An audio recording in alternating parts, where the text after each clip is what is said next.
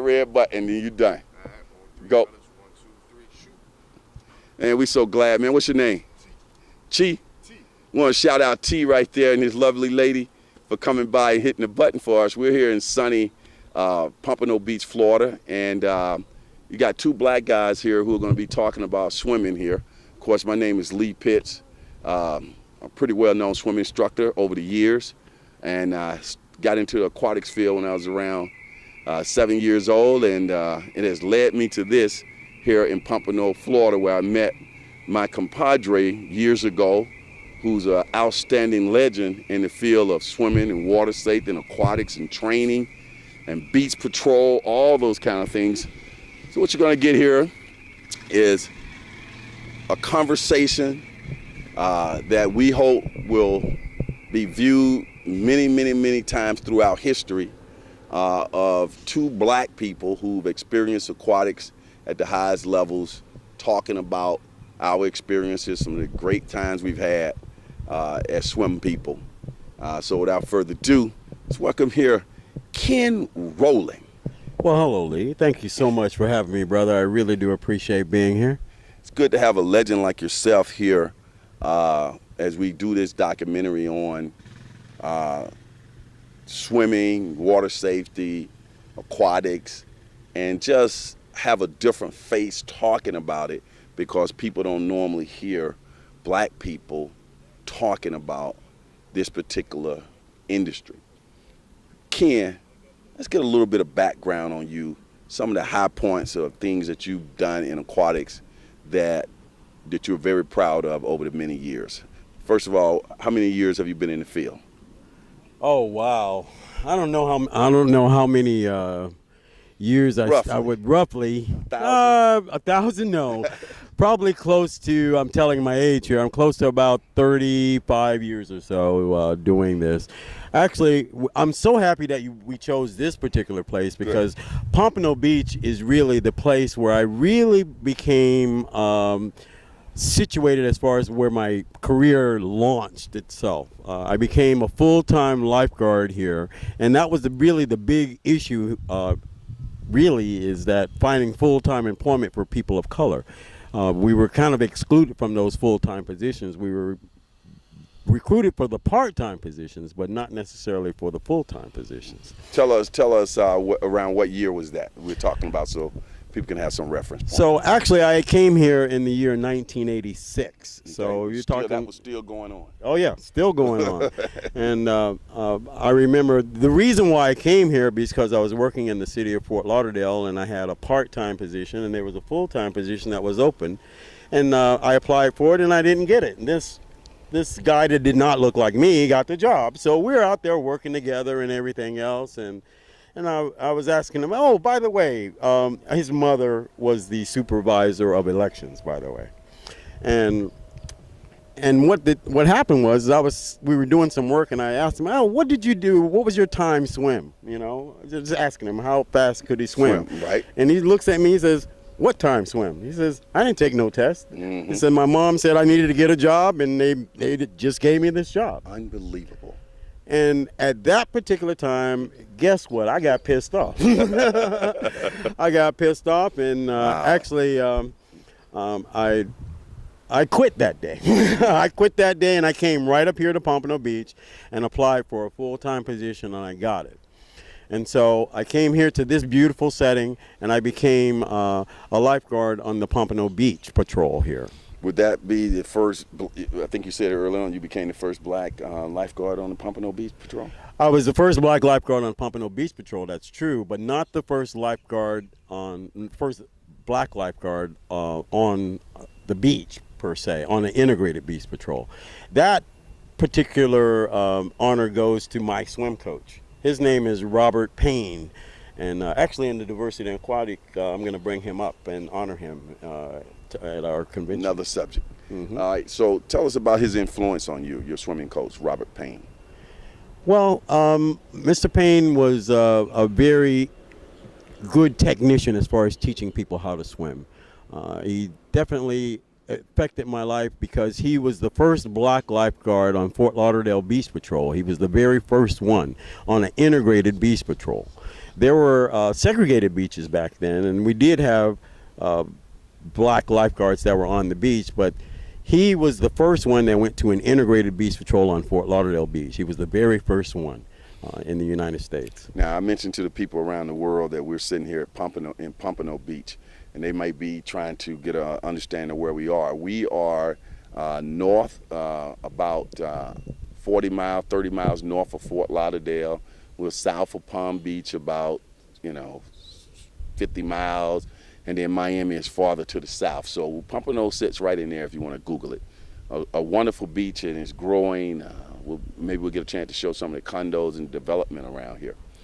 And Ken did a great job in training a lot of the lifeguards who actually work this beach.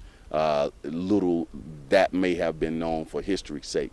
Ken, when you came here in the 80s to Pompano Beach to work as a patrol guard or lifeguard, whatever the terminology is, you had an interesting experience with one of your bosses. He used to come up on a white horse.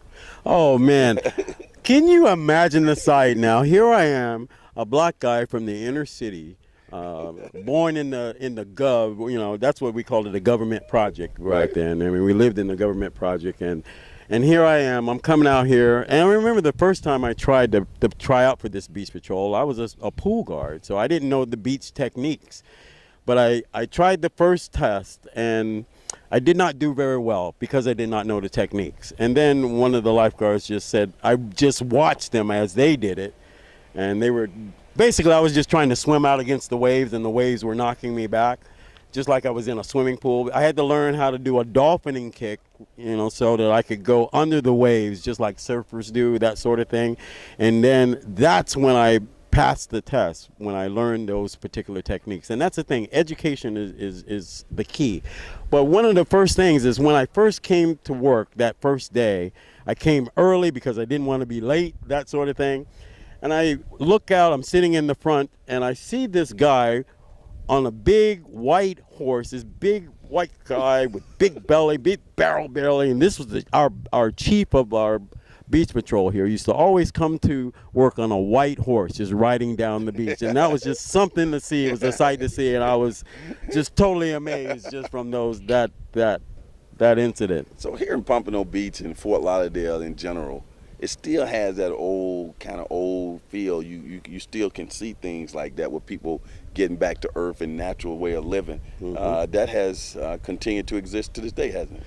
Well, I mean, you have to think about, Florida is a really fantastic place to live. Mm-hmm. And you look around, it doesn't really feel like you're in the South per se. Mm-hmm. But believe me, ladies and gentlemen, you are in the South. You can't get no further south than Florida. And so some of those old Southern habits die hard. People are the way they are sometimes. And it's very interesting to note how we can rise and overcome some of those adversities in life. And see, just for documenting purposes and people who may be also listening to us on radio, we are here on a Wednesday morning. It's 2018. I think the date is April what? 18th. April 18th, mm-hmm. 2018. And we're just out here. Of course, you don't know this, some people.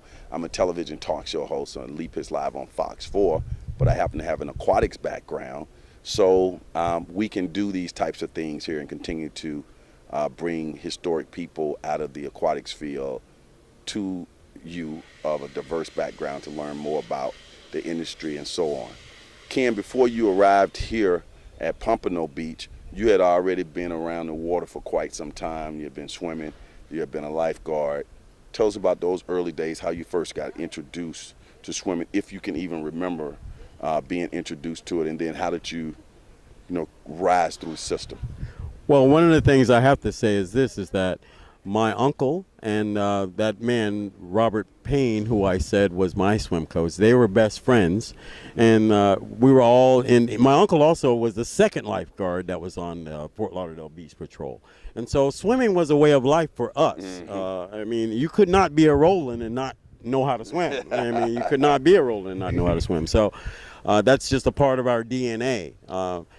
So at the age of 2, my uncle was running the local swimming pool in our neighborhood called Sunland Park Pool. That's the mother pool. Right.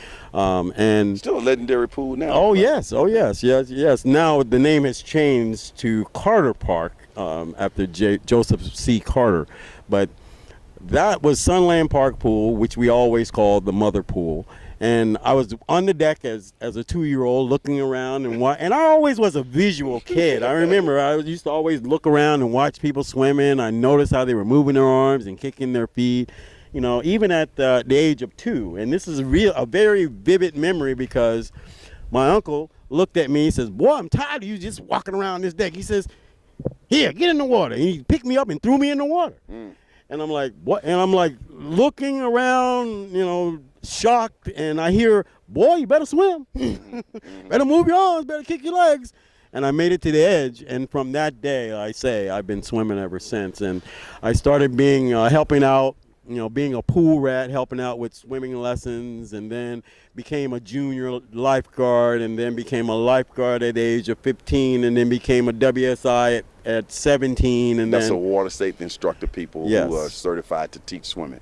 Go ahead. And then went away to college, and everywhere I realized that even when I went away to college that I could get a job working at the pool at the college because and no the college, competition. right? And you had your certification. Right, and so I just walked up there, man. I got jobs galore, and during the summer I always had a job, which was great. High demand. And let me tell you, right now, if you get a job here in South Florida working for one of the municipalities around here, you can start working at $15, $16 an hour. That beats the heck out of McDonald's, doesn't it? Yeah. And so this is a viable path, a career path for a lot of people. When I retired, I was making over 6 figures. There you go.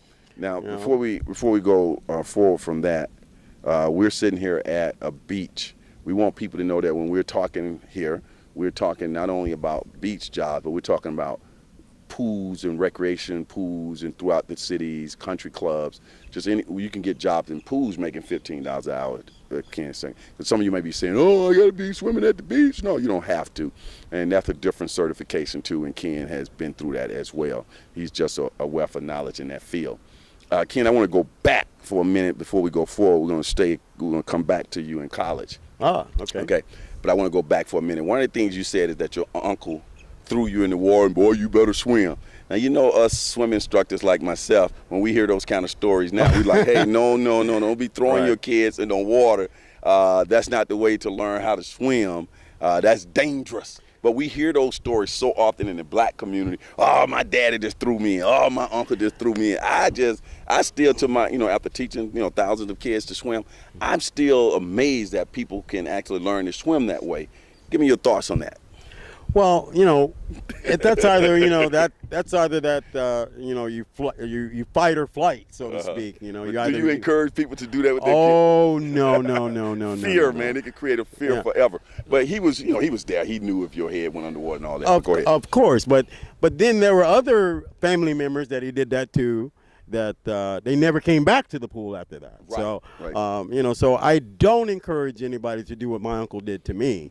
I certainly do encourage, though, that you do introduce your child to the water as early as, let's say, 6 months. Mm-hmm. You can start them as early as 6 months learning the motions of swimming in the bathtub and everything else. So you're learning the motions of swimming. So then when you reach the age of accountability, so to speak, as far as where you really can cognitively put everything together physically as far as swimming and everything else, it was a good idea to make sure that those things just go crazy as far as making life easier for you and accompanying acquainting yourself with the knowledge of aquatics. Now I'm going to talk a little bit to give you time to put your phone on silent like I just did.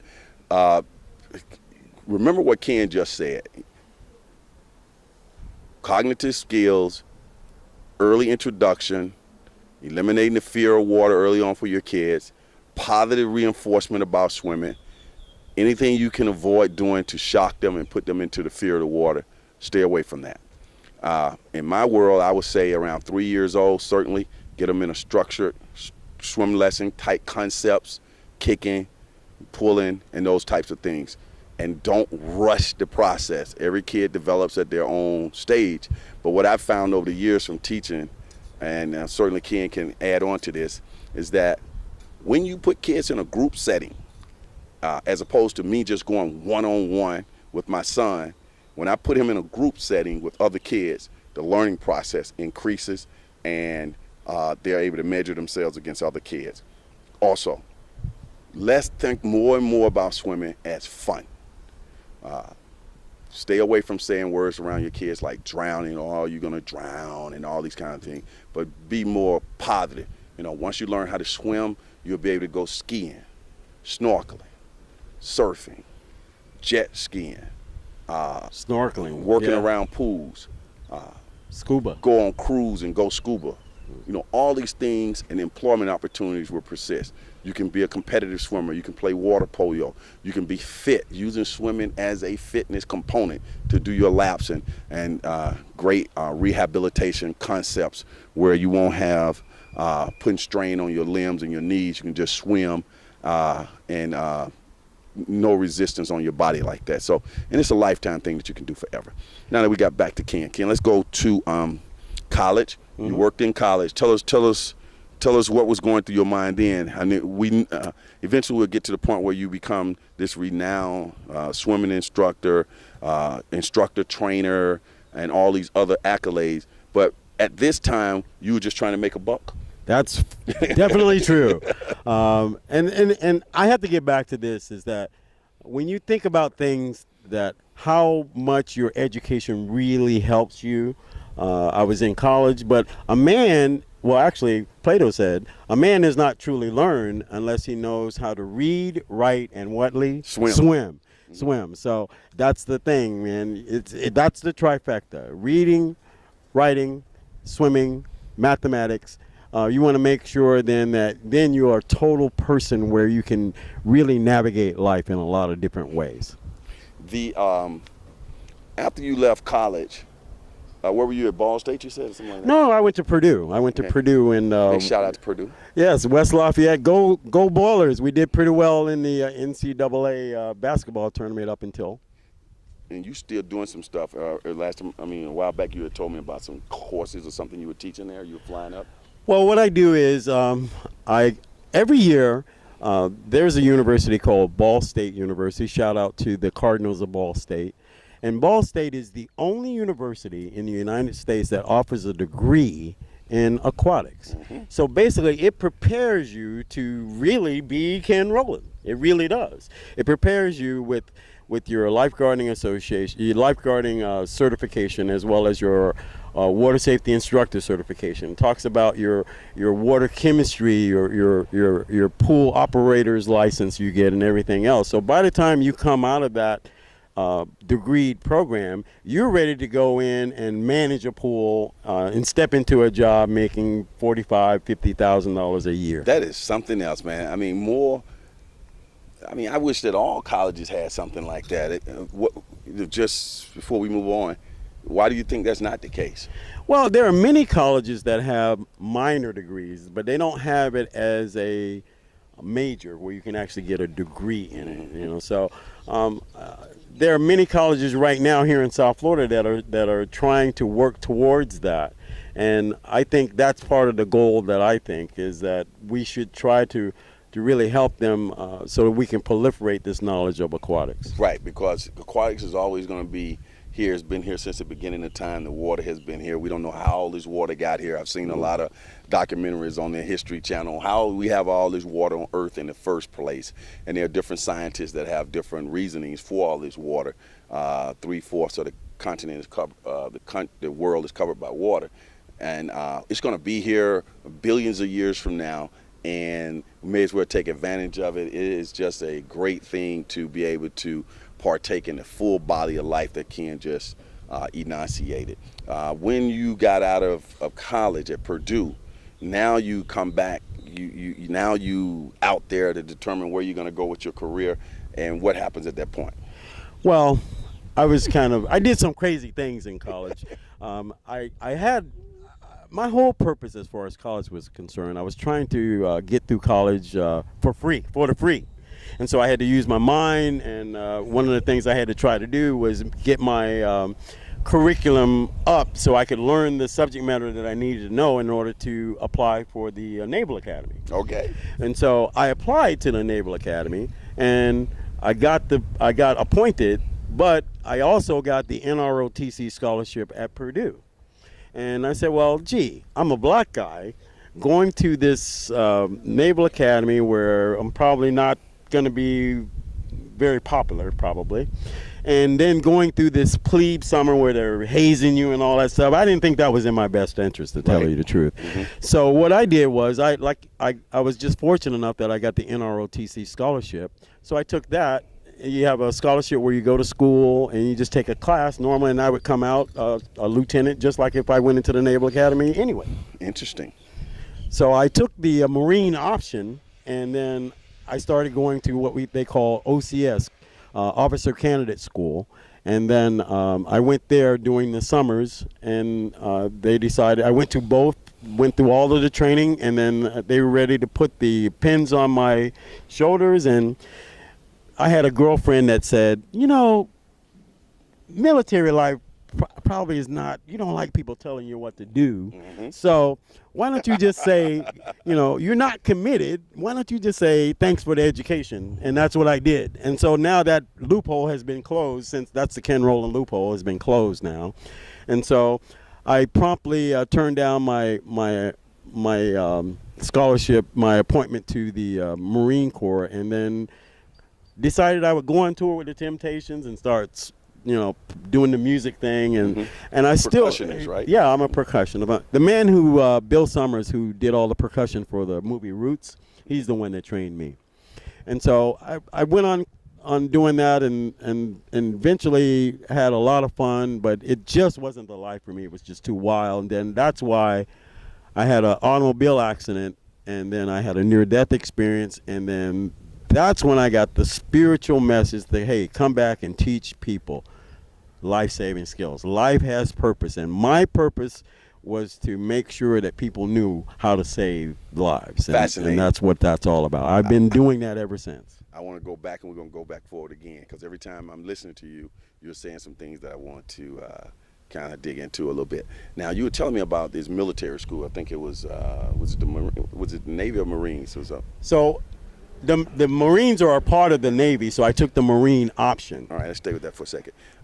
When you were there, you already possessed those swim skills that you had developed since you were a child.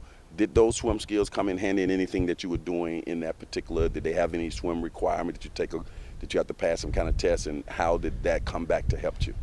And that's a very good question. In that, one of the things that I was training about was making sure that I could become like a Marine officer, and Marines are typically the first to go in and that sort of thing. So I learned how to do some aquatic warfare, so to speak, and that came in very handy because I knew how to swim. That's right. And when you're going into officer candidate school, the thing is they have taken it for granted, but think about the people who don't have that skill. See what I'm saying? And that's exactly what I'm saying. That's what we trying to say to y'all. Get these skills, because they could come back later on. You never know where in life you may find yourself. And if you can't master fundamentals of swimming, you may find yourself feeling inferior because you can't do it. And it's not because you don't have those skills. It's not because you can't learn those skills. It's just you've never been taught those skills. And that's been one of the primary missions of myself and Ken throughout our lives. Go ahead, Ken. Amen, Lee. And that's what I'm trying to say, is that they had oversized platoons because they knew they were going to whittle down people,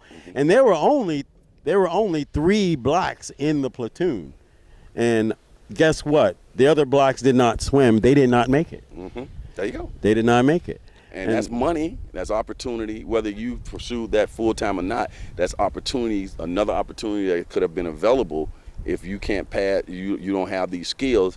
You can lose out on those opportunities, and you can go to other opportunities as well. A lot of municipalities require that their firemen or their EMS techs or teachers who are teaching physical education around water. Even I know a lot of scouting groups, Boy Scouts or whatever, They always try to have somebody who's skilled, certified in the water safety when they take these kids on camping trips and all that. So it's always good to have that background.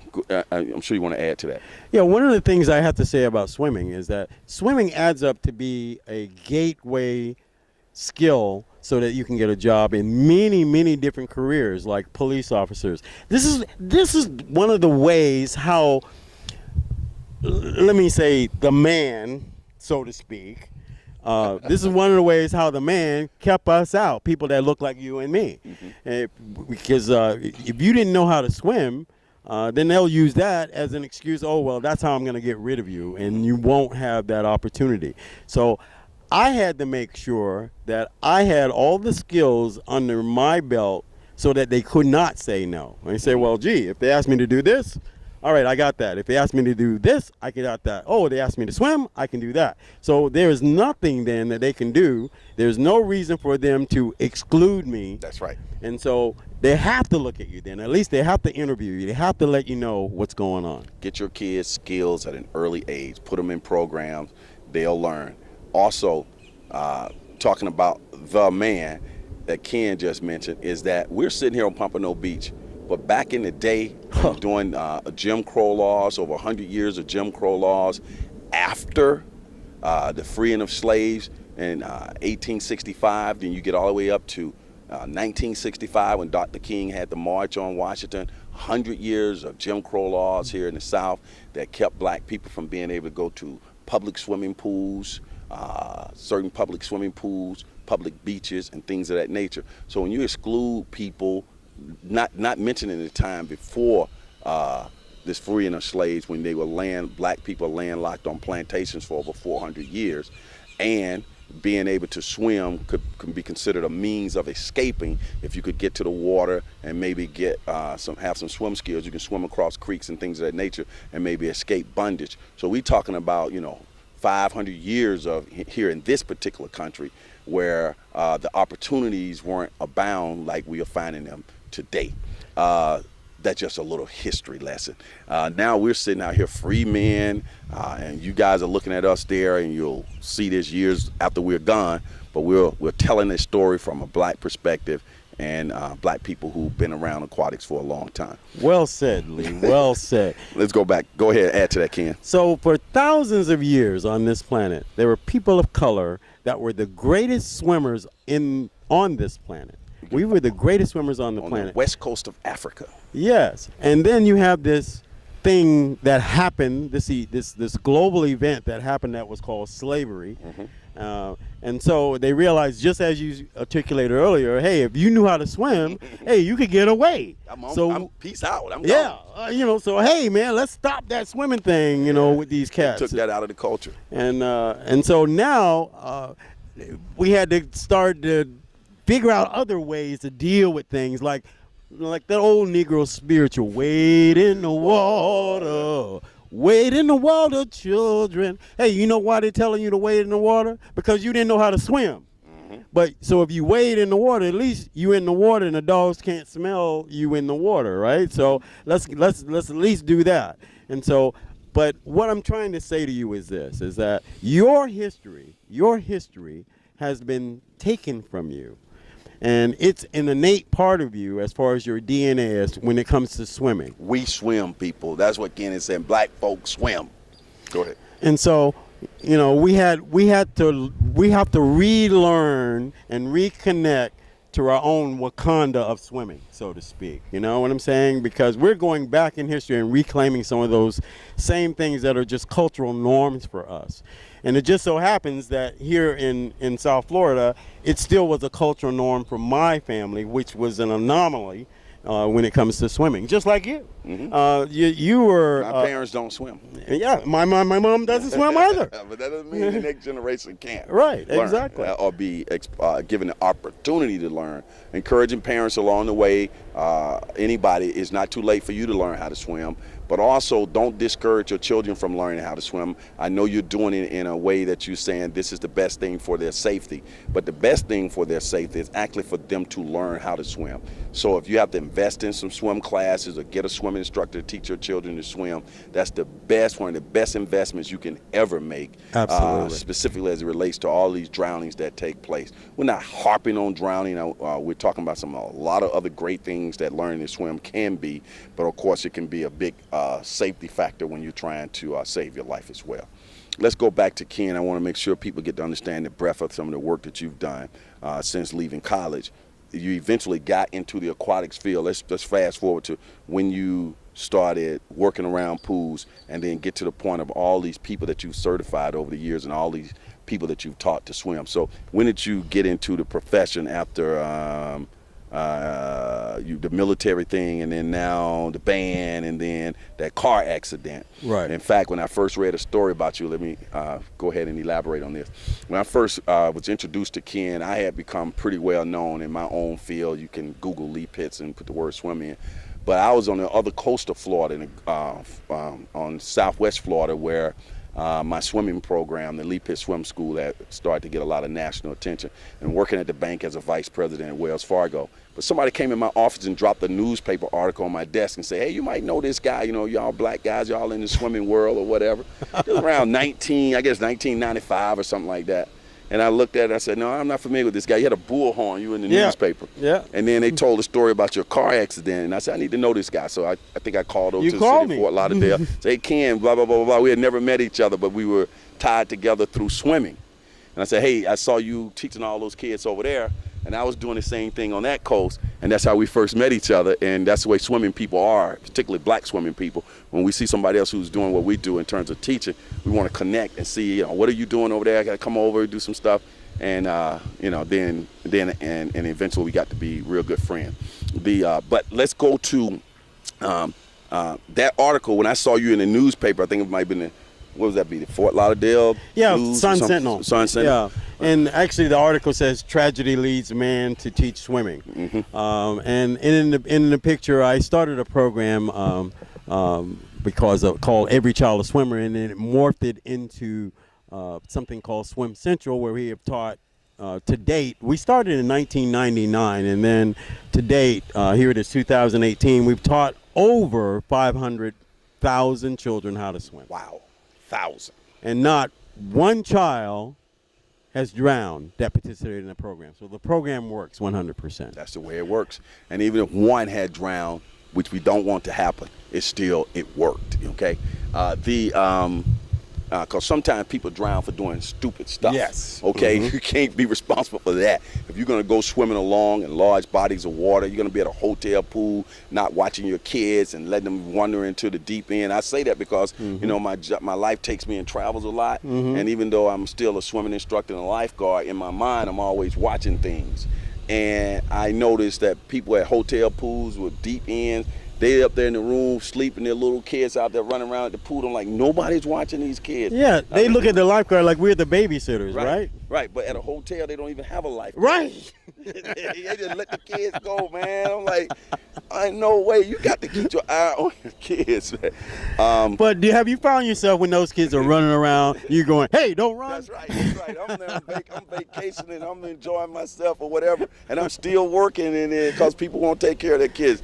It's a wonder that it's thousands of drownings that occur each year. I don't know what the exact number is off the top of my head, hundreds of thousands, but they say there's 7,000 to 8,000 people that drown in the United States every year. Okay, so I'm surprised it's not even more because of the lack of knowledge and education around water safety and being safe around water, and at the same time learn some fundamentals like a dog pedal or tread in water. If your car goes over into a lake or something, you can manage to get yourself to safety.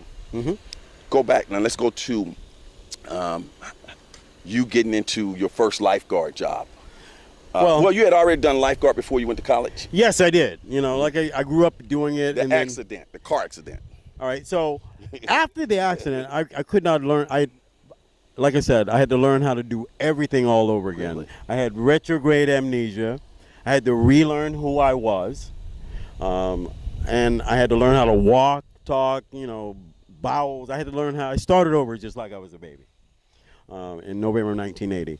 And so what I did was, after I got strong enough, I used to get my cane and walk down to the mother pool, which our house was just, maybe about a quarter of a mile. And I used to walk with my cane down to the pool slowly every morning, and I'd swim my laps and trying to get my body back right and everything else. And swimming is what got me back healthy again after that. Mm-hmm. And so eventually, once I got to swimming and back to health, I got a job as a part-time lifeguard. And eventually that led to that question that I asked that full-time lifeguard, hey, how'd you do in the swim test? And that's when I got mad and came up here. Okay. And then you start to accumulate all these certifications. Yeah. Now let's talk about specifically, so our television audience will know some of your, let's take 3 of your main certifications that allows you right now to be considered one of the most elite swimming instructor trainers, lifeguard trainers in the world. And name these certifications and tell people what that means. Well, number one, in order to be a lifeguard, you need to be a lifeguard. So you have to take the course called lifeguard training. And lifeguard training includes all the water skills to learn how to do rescues, including backboard for head and neck, back injury, and all that sort of thing, as well as open water rescues, that sort of thing. Swimming extensions, all that sort of stuff. Then there's also the CPR component. When you get that person out of the water, you might need to have to do CPR in order to save their life. Mm-hmm. And so you learn CPR for the professional rescuer, where you learn 2-man CPR and you understand equipment like the bag valve mask. That's that thing that they squeeze to put the oxygen into your body, they put over your face. And so the other part is the first aid, when you get scrapes and, heat stroke, all that sort of stuff. All of that training comes into play when you become a lifeguard. And he teaches all of that. Continue. Now, the other thing that I realized to do is that as a lifeguard, I can do preventive lifeguarding to make sure that people don't drown. But the other aspect of it is I need to teach people how to swim so that they'll never have to have that problem about drowning. Just like if I teach you to swim, then you won't have to worry about drowning. Like if I teach you to fish, then you can feed yourself. Same particular concept. And so Hold on. Let me mess with Ken for a minute. All right. Now, if you do learn how to swim, you can drown. So we're Yes. not saying just because you can swim, you can't ever drown if you follow safety precautions. But knowing how to swim increases your chances of never drowning. Don't do stupid stuff. By the way, you hear people say drown